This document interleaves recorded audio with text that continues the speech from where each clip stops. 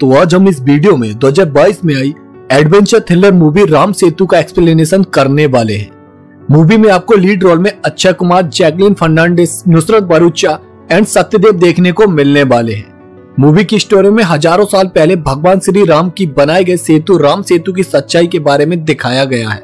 तो क्या है राम सेतु के पीछे का रहस्य, जानने के लिए वीडियो को लास्ट तक जरूर देखें। साथ ही चैनल को सब्सक्राइब करके वीडियो को लाइक भी कर दें। तो चलिए बिना किसी देरी के मूवी शुरू करते हैं। मूवी की स्टार्टिंग में हमें 2007 अफगानिस्तान का टाइम दिखाया जाता है, जहां पर तालिबान भगवान बुद्धा की मॉन्यूमेंट को अपनी तोपों से डिस्ट्रॉय कर देते हैं। इसीलिए कुछ दिन बाद एक आर्कियोलॉजिस्ट की टीम को बुलाकर वहां पर जो कुछ भी हिस्टोरिकल धरोहर बची होती है उसे एनालाइज करने की एक कोशिश की जा रही होती है, ताकि उन अवशेषों को ध्यान में रखकर फिर से भगवान बुद्धा के अस्तित्व को पुनर्स्थापित किया जा सके। उस टीम में अफगानिस्तान का एक रिसर्चर दिलावर और इंडिया से एक आर्कियोलॉजिस्ट आर्यन कुलश्रेष्ठ को बुलाया जाता है। वहां पर खुदाई करने के बाद आर्यन को एक बॉक्स मिलता है जिसमें कई साल पुराने सोने चांदी के सिक्के और बहुत सारे आभूषण होते हैं। वो सारी चीजें इंडिया के हिंदू राजा दलहन के टाइम की थी। वो उनके लिए काफी ओल्ड और इम्पोर्टेंट खोज थी, पर तभी वहां पर तालिबान आकर हमला कर देते हैं और सारे लोग वहां से अपनी जान बचाकर भागने की कोशिश करते हैं।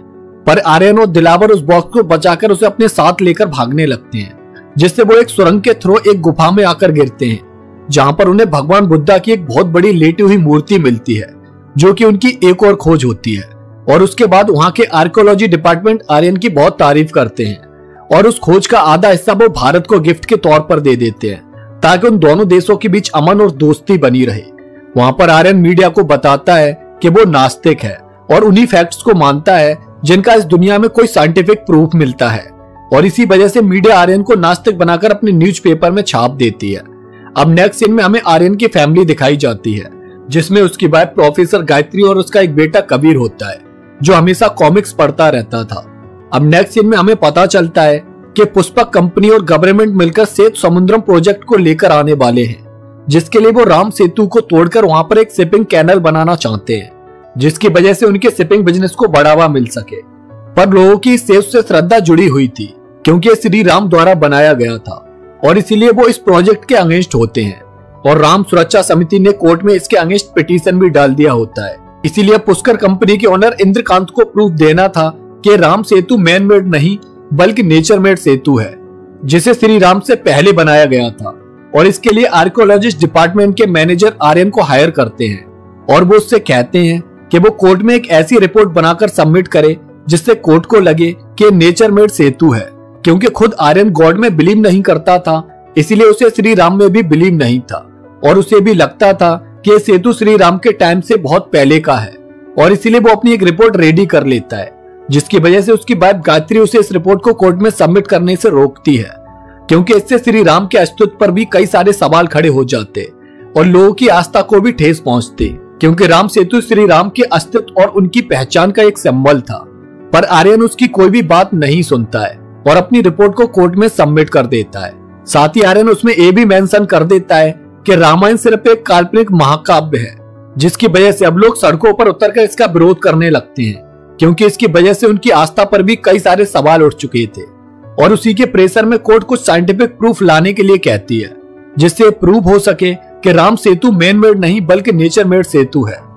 दूसरी तरफ आर्यन के द्वारा रामायण को एक काल्पनिक महाकाव्य कहने की वजह से लोगों में बहुत गुस्सा होता है, और उसी की वजह से आर्कियोलॉजिस्ट डिपार्टमेंट से आर्यन को कुछ टाइम के लिए सस्पेंड कर दिया जाता है।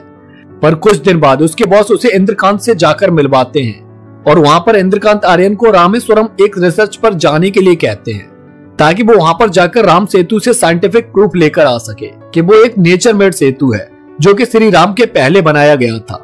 उस टाइम तो आर्यन इसके लिए मना कर देता है, क्योंकि वो अब और कंट्रोवर्सी में नहीं फंसना चाहता था, पर उसे पता ही नहीं था कि वो ऑलरेडी इस कंट्रोवर्सी का एक हिस्सा बन चुका है, क्योंकि उसने श्री राम की रामायण पर सवाल जो उठा दिए थे। और उसी की वजह से कबीर के स्कूल में उसका एक फ्रेंड उसे रावण बोलने लगता है, क्योंकि उसके डैड आर्यन श्री राम को मानते ही नहीं थे। और ये बात सुनकर कबीर उस लड़के को पीट देता है, जिसकी वजह से प्रिंसिपल आर्यन को स्कूल बुलाती है, और उसी बीच कुछ लोग आर्यन को जबरदस्ती पकड़कर उसका फेस काला कर देते हैं, क्योंकि लोग उसके द्वारा दी गई बातों से बहुत गुस्से में थे। स्कूल में भी प्रिंसिपल आर्यन पर कबीर के द्वारा किए गए बिहेवियर पर गुस्सा करती है, जिसकी वजह से अब आर्यन सोच लेता है कि वो रामेश्वरम जाकर राम सेतु की सच्चाई को बाहर लेकर आएगा और इससे वो ये भी प्रूव कर पाएगा कि रामायण एक काल्पनिक महाकाव्य है या फिर रियलिटी है। पर यह बात सुनकर गायत्री परेशान हो जाती है, क्योंकि इसके बाद वो लोग और ज्यादा कंट्रोवर्सी में फंसने वाले थे। इसीलिए वो आर्यन को छोड़कर अपने घर चली जाती है और next day Aryan Rameshwaram Indian Ocean में पहुंच जाता है, जहां पर राम सेतु बनाया गया था। पर इस टाइम वो उस सी के अंदर डूब चुका था। वहां पर उसकी मुलाकात वहां के प्रोजेक्ट हेड बाली से होती है और बाली आर्यन को अपनी शिप में लैब के अंदर लेकर आता है, जहां पर उनके पास रिसर्च के लिए हर तरह के इंस्ट्रूमेंट और मशीनें थी। वहां पर बाली आर्यन को डॉक्टर चंद्रा, डॉक्टर गैब्रिएली और डॉक्टर सेंड्रा से मिलवाता है, जो कि उसके साथ इस प्रोजेक्ट पर काम करने वाले थे। साथ ही आर्यन के कहने पर उसे एक सूट भी प्रोवाइड कराया जाता है, जिससे वो बिना किसी परेशानी के अंडर वाटर में जा सकता था और वहां पर जितना चाहे उतनी देर रुक सकता था। उस सूट में उन्होंने कई सारे फीचर्स ऐड किए थे। बाली अपनी रिसर्च को करने से पहले आर्यन से कहता है कि सी के अंदर वो श्रीलंकन एरिया में एंटर नहीं करे, क्योंकि वहां पर इस टाइम पर रेबेल्स और श्रीलंकन आर्मी के बीच सिविल वार छिड़ चुका है, तो उसे अपनी रिसर्च इंडियन टेरिटरी के अंदर रहकर ही करनी होगी। उसके बाद आर्यन को बताया जाता है कि इस टाइम पर राम सेतु सी के अंदर करीब 6 फीट नीचे डूबा हुआ है और उन्होंने इसके बारे में सोनार रे से एक 3D होलोग्राम भी रेडी किया है। अब उन्हें राम सेतु की एज का पता लगाने के लिए उसके सैंपल को टेस्ट करना जरूरी था। वहां पर आर्यन बताता है कि वाल्मीकि जी ने रामायण में श्री राम के साथ की घटनाओं के साथ कुछ नक्षत्रों के बारे में भी बताया है, जिनकी स्टडी करने के बाद पता चला है कि श्री राम लगभग 7000 साल पहले हुआ करते थे। इसका मतलब अब उन्हें पता लगाना था कि राम सेतु 7000 साल पुराना है या उससे भी पहले का है, जिसके लिए आर्यन नेक्स्ट डे अपने सूट के साथ सी के अंदर एंटर कर जाता है, जहां से वो उस डूबे हुए राम सेतु की स्ट्रक्चर में से कुछ सैंपल्स लेकर आता है, जिनकी कार्बन डेटिंग करने के बाद डॉक्टर चंद्रा बताते हैं कि उस सैंपल में जो फॉसिल्स मिले थे उनकी एज लगभग 18 साल पुरानी थी। इससे प्रूव होता है कि राम सेतु भी 18,000 साल पुराना है। पर इस बात से पूरी तरह से आर्यन एग्री नहीं करता था, क्योंकि ये सैंपल सिर्फ राम सेतु की ऊपरी हिस्से से लिए गए थे। इसीलिए आर्यन चाहता था कि उसे राम सेतु में लगे फ्लोटिंग रॉक्स यानी कि तैरने वाले पत्थर जिससे कि राम सेतु का निर्माण हुआ था उनको भी स्टडी करना होगा, तभी उन्हें राम सेतु की रियल एज के बारे में पता चल पाएगा। अब उन्हें इसके लिए श्रीलंका बॉर्डर के पास वाली जगह पर जाकर उस राम सेतु को तोड़कर उसमें से फ्लोटिंग रॉक्स को निकालना था, जो कि इतना इजी काम तो नहीं था। पर फिर भी आर्यन इस रिस्क को लेने के लिए रेडी हो जाता है और नेक्स्ट डे सी के अंदर पहुंच जाता है, जहां पर आर्यन को एक फ्लोटिंग रॉक दिखाई देता है, पर वो श्रीलंका बॉर्डर के बिल्कुल करीब होता है और इसीलिए बाली आर्यन से वापस आने के लिए कहता है। पर जब वो उसकी बात नहीं सुनता है तो वो आर्यन के सूट को डीएक्टिवेट कर देता है, ताकि आर्यन उस फ्लोटिंग रॉक तक नहीं पहुंच सके। पर फिर भी आर्यन उस सूट से निकलकर उस फ्लोटिंग रॉक को पा ही लेता है और राम सेतु की हेल्प से सी के अंदर से उस फ्लोटिंग रॉक को लेकर बाहर निकल आता है और उसके बाद वो डॉक्टर गिब्रिएल के साथ मिलकर उस फ्लोटिंग रॉक की कार्बन डेटिंग करने लगता है, जिससे उन्हें पता चलता है कि फ्लोटिंग रॉक 7000 साल पुराना है, यानी राम सेतु श्री राम के टाइम का ही था। और जो सैंपल उन्हें पहले मिले थे उन स्टोन्स को वहां पर किसी ने कहीं और से लाकर प्लॉट किया था। यहाँ पर हमें क्लियरली समझ आ जाता है कि इंद्रकांत ने ही बाली के साथ मिलकर उन स्टोन्स को वहां पर प्लांट कराया था, ताकि जब आर्यन को वो स्टोन्स मिले तो वो उसकी रिपोर्ट से प्रूव कर सके कि राम सेतु 18,000 साल पुराना है और फिर वो राम सेतु को तोड़कर अपनी शिपिंग कैनल बना सके, जिससे उन्हें फ्यूचर में बिजनेस से बहुत फायदा होने वाला था। पर अब इस फ्लोटिंग रॉक्स की वजह से आर्यन को समझ आ गया था कि वो राम सेतु श्री राम ने ही बनाया था और इसीलिए अब इंद्रकांत आर्यन और उसकी टीम को आगे की रिसर्च करने की परमिशन दे देता है। अब उसकी टीम में डॉक्टर सेंड्रा और डॉक्टर गिब्रिएल होते हैं, पर उसके लिए उसे श्रीलंका के बॉर्डर में एंट्री करके वहां से और ज्यादा फ्लोटिंग रॉक्स के सेगमेंट चाहिए थे और उसी के लिए वो तीनों नेक्स्ट डे सी के अंदर अपनी शिप को लेकर निकल जाते हैं। अब बाली को पता था कि सी में स्टॉर्म आने वाला है और इसीलिए उसका प्लान था कि वो उन तीनों को सी के उस स्टॉर्म में ही मार देगा और इसीलिए स्टॉर्म आने के बाद उसने आर्यन के शिप के सारे सेफ्टी फीचर्स को डीएक्टिवेट करा दिया। इस बारे में डॉक्टर गिब्रिएल को उस पर पहले से ही शक हो गया था, इसीलिए वो उस फ्लोटिंग रॉक्स को अपने बैग में छुपा कर ले आई थी, क्योंकि राम सेतु श्री राम के टाइम का था और इसका प्रूफ उनके पास सिर्फ वो फ्लोटिंग रॉक ही था। अब सी के अंदर स्टॉर्म आने से वो लोग सी में डूबने लगते हैं। तभी वहां पर एक श्रीलंका टूरिस्ट गाइड एपी उन्हें मिलता है, जो उनकी जान बचाकर उन्हें श्रीलंका में ले आता है और वहां पर आर्यन अपनी खोज के बारे में एपी को बताता है। अब तक उन्हें ये भी पता चल चुका था कि इंद्रकांत और बाली ने जानबूझकर उन्हें मारने की कोशिश की थी, ताकि वो राम सेतु की रियल सच्चाई को कोर्ट के सामने नहीं ला सके। और अब आर्यन को इस फ्लोटिंग रॉक्स के अलावा भी कुछ और एविडेंस की जरूरत थी, जिससे उन्हें श्री राम और उनके राम सेतु के साक्ष्य मिल सके। और इसमें एपी उनकी हेल्प करने के लिए रेडी हो जाता है। वो कहता है कि वो उन्हें सी के बीचों बीच ले जाकर इससे बड़ा रॉक उन्हें दिला सकता है, पर उसके लिए वो अपनी डायरी में इन सब का एक्सपेंसेस लिखता रहेगा। जर्नी खत्म होने के बाद उन्हें इसका सेटलमेंट करना होगा। और नेक्स्ट डे जैसे ही वो लोग सी के बीचों बीच पहुंचते हैं, वहां पर बाली अपने लोगों के साथ आकर उन्हें मारने की कोशिश करने लगता है, जिसकी वजह से वो लोग जंगल की तरफ भागने लगते हैं। और बाली भी उन लोगों के पीछे जाकर उन पर गोलियां चलाने लगता है। वहां भागते हुए डॉक्टर गिब्रियल का बैग वहीं जंगल में गिर जाता है, जिसमें कि फ्लोटिंग रॉक रखा हुआ था, और उसे लेने के लिए एपी जाता है। और तभी वहां पर श्रीलंकन आर्मी का एक हेलीकॉप्टर आकर उन्हें बचा लेता है। पर जैसे ही वो लोग वहां से निकल रहे होते हैं, तभी बाली डॉक्टर गिब्रियल को बुलेट मार देता है, जिससे उस हेलीकॉप्टर के नीचे गिरने से उसकी मौत हो जाती है। और इससे आर्यन अब बहुत दुखी हो जाता है।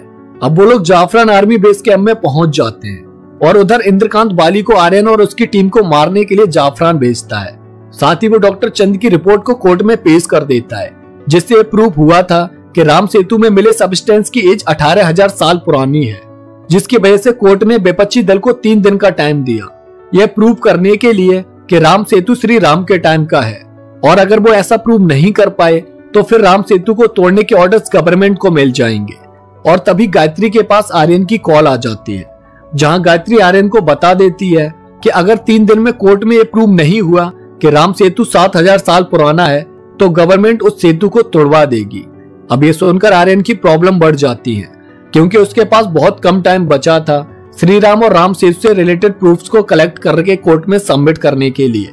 तभी आर्यन वहां पर रावण की पूजा होते हुए देखता है, और उसे आइडिया आता है कि अगर वो रावण के अस्तित्व के प्रमाण कलेक्ट कर पाया तो वो ये भी प्रूव कर पाएगा कि श्री राम भी थे, क्योंकि वो दोनों ही समकालीन थे। और श्रीलंका में उसे श्री राम के साक्ष्य तो नहीं मिलने वाले थे, पर रावण के साक्ष्य मिलना पॉसिबल थे, स्पेशली रावण की सोने की लंका से रिलेटेड साक्ष्य। और जब इस बारे में आर्यन एपी को बताता है, तो वो उसे बताता है कि यहाँ पर एक पब्लिक लाइब्रेरी है, जहाँ से उन्हें रावण की लंका के बारे में इंफॉर्मेशन मिल सकती है।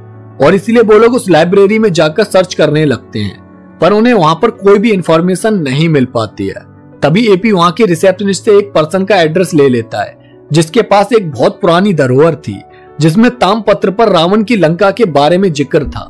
और इसलिए वो लोग उस पर्सन के पास पहुंच जाते हैं, और उन्हें वहां पर जो ताम्रपत्र मिलता है उस पर एक मैप बना हुआ होता है, जो कि रावण की लंका की तरफ इशारा करता था। आर्यन उस मैप के फोटो को अपने कैमरे में क्लिक कर लेता है, जिसमें रावण के पैलेस को एक ट्रायंगुलर शेप में दिखाया गया था, जिसका रास्ता अशोक वाटिका से एक टनल से होता हुआ रावण के पैलेस तक पहुंचता था।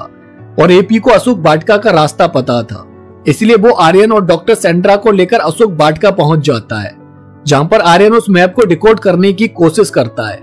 तो उसे पता चलता है कि उन्हें उस टनल तक पहुंचने के लिए रावना फॉल्स के पास जाना होगा, जो अशोक वाटिका से लगभग 20 किलोमीटर दूर था। दूसरी तरफ बाली अपने लोगों के साथ आर्यन के बारे में पता करते हुए उस मैप वाले पर्सन के पास तक पहुंच जाता है, और उसे मारकर पता लगा लेता है कि आर्यन इस टाइम पर अशोक वाटिका की तरफ किसी टनल की खोज में गया है। और इसीलिए इंद्रकांत बाली से कहता है कि किसी ऐसे पर्सन को ढूंढो जो आर्यन की तरह सोच सके, और उसे वो मैप दिखाओ, जिससे उन्हें पता चल सके कि आर्यन इस टाइम पर कहां पर है। उधर आर्यन उस टनल को पानी के अंदर ढूंढ लेता है, और फिर वो उसके थ्रू एक गुफा में पहुंच जाता है, जहां पर उसे वहां की दीवारों में एक स्क्रिप्ट इनक्रिप्टेड मिलती है, जो वहां की बहुत प्राचीन लिपि हैला में लिखी हुई थी। आर्यन उसके फोटोज निकालकर उसे फॉलो करते हुए रावण के पैलेस के द्वार तक पहुंच जाता है, जो कि बंद होता है, और उसका गेट उसी ट्रायंगुलर शेप में होता है जैसा कि उन्होंने उस मैप में देखा था। वहां पर उन्हें 2 रास्ते दिखाई देते हैं, जिसमें से एपी आर्यन को श्रीपदा वाले रास्ते चलने को कहता है, और उसे यकीन दिलाता है कि उसे वहां पर श्री राम और रावण दोनों के साथ मिलेंगे। साथ ही वो बताता है कि श्रीपदा को त्रिकूट पर्वत भी बुलाया जाता है, और त्रिकूट पर्वत का जिक्र रामायण में भी हुआ था, जिससे रावण के सोने की लंका दिखाई देती थी, और इसीलिए उन्हें लंका के होने के प्रमाण वहीं से मिलने की उम्मीद भी थी। इसलिए वो लोग त्रिकूट पर्वत पर जाकर लंका को देखने की कोशिश करने लगते हैं, और वहां पर उन्हें एक प्लांट मिल जाता है जो कि संजीवनी होता है, और इससे प्रूव हो जाता है कि वो इस टाइम पर रावण की लंका में ही है, क्योंकि उस प्लांट का साक्ष्य ओनली वही मिल सकता था। वो उस प्लांट को अपने पास रख लेते हैं, पर तभी वहां पर बाली गायत्री को लेकर पहुंच जाता है और उन सबको अपने हेलीकॉप्टर में बिठा लेता है। और इसके बारे में गायत्री ने ही उस मैप को डिकोड करके उसे आर्यन की लोकेशन के बारे में बताया था। अब बाली आर्यन से उस फ्लोटिंग रॉक्स के बारे में पूछता है और जब आर्यन कहता है कि वो पत्थर उस जंगल में ही कहीं पर छूट गया तो बाली को यकीन नहीं होता है और वो डॉक्टर सेंड्रा को गन पॉइंट पर ले लेता है। और जब एपी उसे बचाने के लिए आगे आता है तो बाली उसे धक्का मार देता है जिससे एपी हेलीकॉप्टर से नीचे गिर जाता है और उसका बैग आर्यन के हाथों में आ जाता है। आर्यन गुस्से में उस बैग को बाली के सर पर मारता है जिससे बाली वहीं पर नीचे गिर जाता है और डॉक्टर सेंड्रा उस हेलीकॉप्टर को रोकने की कोशिश करने लगती है जिसकी वजह से वो क्रैश हो जाता है और वो सारे लोग इंजर्ड हालत में नीचे आकर गिरते हैं। जहां पर आर्यन उस हेलीकॉप्टर में से एपी के बैग को लेने जाता है और तब उसे पता चलता है कि वो फ्लोटिंग रॉक एपी के बैग में ही है। साथ ही आर्यन बाली को भी बचा लेता है जिससे बाली उन्हें वहां से निकालने का इंतजाम करता है।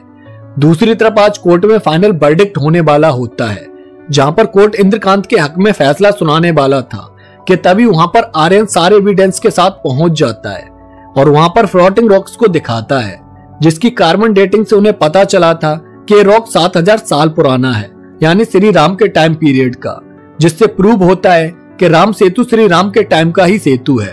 साथ ही आर्यन श्रीलंका में मिले रावण के पैलेस के साक्ष्य और संजीवनी प्लांट को भी दिखाता है और प्रूव करता है कि जब लंका में रावण के होने के साक्ष्य मिल सकते हैं तो अयोध्या में श्री राम के होने के भी प्रमाण मिल सकते हैं। और उसे दुख होता है कि श्री राम के अस्तित्व के बारे में उसे साक्ष्य देने पड़ रहे हैं। साथ ही आर्यन ये भी प्रूव करता है कि अंग्रेजों के आने के बाद उन्होंने राम सेतु के नाम को बदलकर एडम ब्रिज कर दिया था जिससे आने वाले टाइम में श्री राम की हिस्ट्री को धूमिल किया जा सके और लोगों को सिर्फ उनका ही योगदान याद रह सके। साथ ही वो कहता है कि जैसे ताजमहल को बचाने के लिए कई फैक्ट्रीज बंद करने से देश के विकास पर कोई फर्क नहीं पड़ा, वैसे ही राम सेतु से देश के डेवलपमेंट पर कोई फर्क नहीं पड़ेगा, पर लोगों की श्रद्धा, विश्वास और श्री राम के अस्तित्व पर बहुत फर्क पड़ेगा। क्योंकि श्री राम के हजारों मंदिर मिल सकते हैं पर सेतु एक ही है और वो है राम सेतु। श्री राम की पहचान और उनके अस्तित्व का प्रमाण है ये राम सेतु। इसीलिए अगर इसे तोड़ा गया तो हजारों साल पुरानी धरोहर और विश्वास को भी ठेस पहुंचेगी। और इन सारे एविडेंस और आर्यन को सुनने के बाद कोर्ट डिसाइड करती है कि अगर किसी को श्री राम के अस्तित्व पर सवाल उठाने हैं तो उन्हें पहले श्री राम के नहीं होने के प्रूफ कोर्ट में पेश करने होंगे। और इसीलिए जब तक वो ऐसा नहीं करते हैं तब तक कोर्ट राम सेतु को तोड़ने की परमिशन गवर्नमेंट को नहीं दे सकती है। और इस वर्डिक्ट के बाद सारे लोगों में खुशी की एक लहर दौड़ पड़ती है क्योंकि उनकी श्रद्धा और विश्वास की जीत हुई थी। मूवी के लास्ट सीन में आर्यन एपी के बारे में सोच रहा होता है जिसने अपना नाम अंजनी पुष्प कुमारन बताया था और वो हनुमान की तरह श्री राम के अस्तित्व को ढूंढने में हेल्प करने के लिए आर्यन के पास आया था। और जब उसकी जर्नी पूरी हो गई थी तो वो वहां से एकदम से गायब हो गया था। इसीलिए हर कदम पर उसने आर्यन की हेल्प की थी और उसे सही रास्ता दिखाया था। अब ये सब सोचने के बाद आर्यन एपी की डायरी खोलकर देखता है जिसमें उसने अब तक की जर्नी का सारा हिसाब लिखा था और उसे देखकर आर्यन शॉक हो जाता है क्योंकि उसमें कोई भी हिसाब नहीं लिखा हुआ था बल्कि हर पेज पर जय श्री राम लिखा हुआ था। और इसी के साथ इस मूवी की भी एंडिंग हो जाती है। तो गर्व से बोलो जय श्री राम। तो दोस्तों आपको ये मूवी कैसी लगी कमेंट करके जरूर बताना। साथ ही चैनल को सब्सक्राइब करके वीडियो को लाइक भी कर देना। तो इसी के साथ मिलते हैं नेक्स्ट वीडियो में एक और सस्पेंस थ्रिलर मूवी के साथ। तब तक के लिए जय हिंद।